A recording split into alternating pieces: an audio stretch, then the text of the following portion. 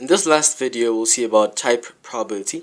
This is just the name I gave it, but because we deal about types of stuff.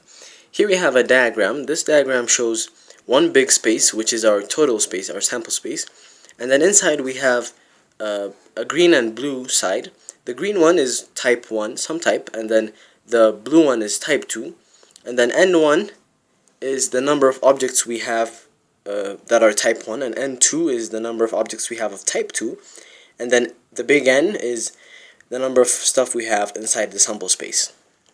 So now what we want is to find N1 number of n small n1 of big N1s, meaning we want to find n1 number small n1 number of stuff inside this intersection. The intersection is our event. It's what we want.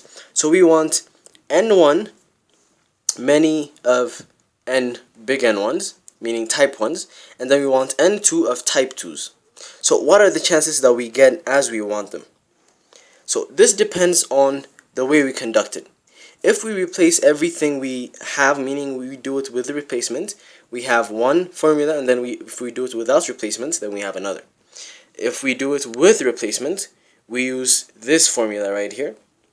First we take this is the number of type 1s over the total numbers, the total sample space, raised to the amount of stuff we want.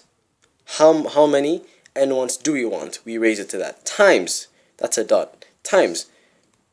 Same thing with type 2. How many type 2s do we want? And this can be increased to any finite number of types. This is if we do it with replacement. If we do it without replacement, then it's a different. We use combination. This is the combination of the N1, the type 1s, how many type 1s do we have in total, to taking the number of type 1s we want, times type 2, how many type 2s do we have, times, taking the N2, many of them, and then we have over the whole thing. Now this can be extended to any finite number of types, but the whole thing over combination of n, the total n, to small n. But what is this small n right here? It's the sum of n1 and n2. It's the total amount of stuff we want in our event, the whole set of number of events. So that's the formula. And how can you remember this? Well, if you can remember this, then it's easy to remember this, because all you have to do is just flip this thing sideways. Put n1 right here, and then put small n1 right there. So just put this, bring this down, and then times, bring that down, and then put just combination there, and of course over this n, right? So the big N should remind you of the small n, which is the total. So I think that's how you should remember. That's how I did it.